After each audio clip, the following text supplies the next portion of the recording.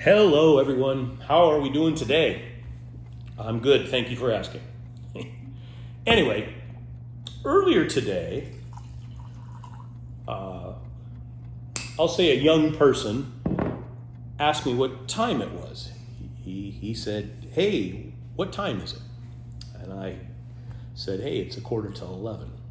And he looked at me somewhat puzzled, as if he didn't understand what 11:15 meant. The usual beat, and I said 10:45. That he understood, he grasped it, and he went on his merry way to do whatever his dumbass was going to do. But it made me think about some things. How did he not know when I said it's 11:15? How did he not know what that was? Am I that old? Well, yes. But it also made me think about, why do clocks run clockwise? Do we know why? And yes, I believe most of us do, but maybe some of you don't. So, before we get on or get back to that kid, why do clocks run clockwise? So, we all know at the equator, or I'm going to presume we all know that at the equator, the sun rises in the east and sets in the west. And it is directly overhead. It is 100%. Imagine this is the sun. That's east, that's west, north and south. So it comes right over my head and down. And on the equator, that's where the phrase high noon comes from. It is directly overhead. If you're at the equator and you look straight up at noon, the sun is right there. Now, I'm facing north for purposes of this conversation. As I walk north, the sun, as we all know, or unless you're a flat earther, the sun doesn't move. But as I go north, the rising and setting of the sun drifts south, gets lower in the horizon, if you will, for me, as I move north. It's not actually moving, I'm moving. And once you finally reach as far north as you can go, the sun appears almost parallel with the horizon. It barely rises and sets. And yes, I know the sun technically doesn't really rise or set because it doesn't move, but for purposes of this conversation, just bear with me. So again, we're at the equator, directly overhead, east, west. As we move north, the sun begins to get lower in the sky the further north that we go.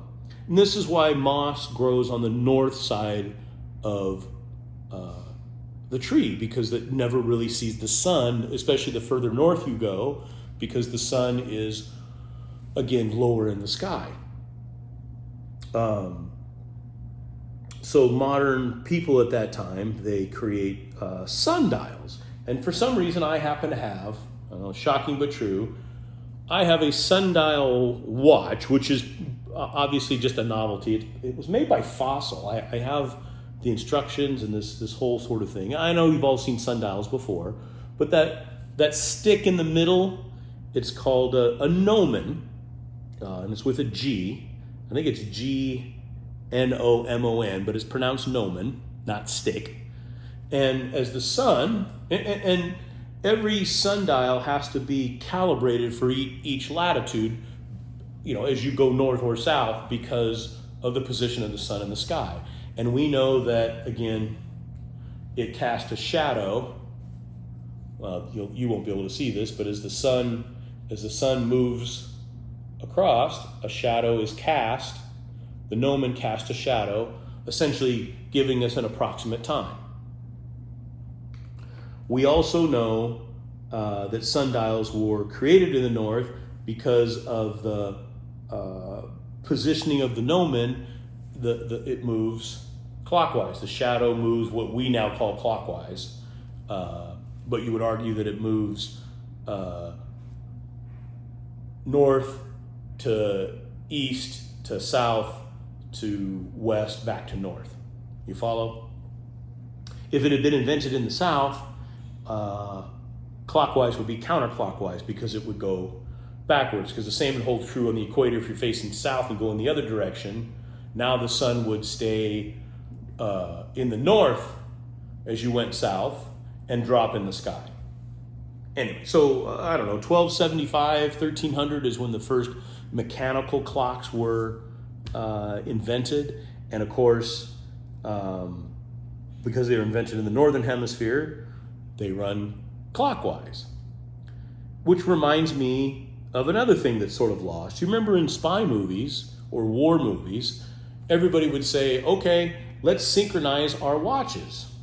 Because even the nicest watch, Swiss watch, most expensive, the most complicated number of jewels is even off, I don't know, a few seconds a month, and it has to be calibrated. That's something that's sort of lost in today's world because everything is digital. And I don't think we really need to know, we never really needed to know that it was 12:13. A 12:15 was close enough. Even if you're trying to catch a train or a plane, it was close enough. And then along came digital in the late 60s and early 70s. And today, obviously, everybody's phone, it's all tied to satellites. So everybody's phone has the exact time, whether it's Apple or Samsung. Those phones go from 12:13 to 12:14 at the exact same time. There's no deviation. None. More proof that the world's not flat, those satellites, but that's another conversation. Something else that occurs to me that's lost is when people used to walk up and say, excuse me, what time do you have? Not what time is it, what time do you have? Because they already knew that it might be off by depending on whether you have an Armatron or a Patek Philippe or a Rolex, how accurate your watch is. So what time do you have? You could be off by a minute or two, but it gets me in the ballpark. Then it changed here recently to what time is it? And I guess lost somewhere in that translation is the idea of quarter past, half past, quarter till, 10 till, that kind of crap. Everybody just says it's 12:14 because I literally needed to know it was 12:14, not just a quarter after 12. Or unless you're slow on the uptake, even if I said, hey, it's a quarter past, you got a pretty good idea what time it is during the course of the day. At least I think so. But now I'm starting to babble. But anyway, I thought it was kind of interesting. The young man, the way he had asked me what time it was and then seemed puzzled when I wasn't succinct with my answer. And I thought that was interesting and I wanted to share it. It's super hot today and I've been cooped up drinking and wanted to share. Anyway, in this world, when you could be anything you want, you be kind, you be humble, and you be forgiving. And you know what? I mean, most of my watches, in fact, 99.9% of them are all analog. Some are battery powered, but most are actually full-on mechanical automatics. Try one on for size. Do you some good. Anyway, be well. We'll see you soon.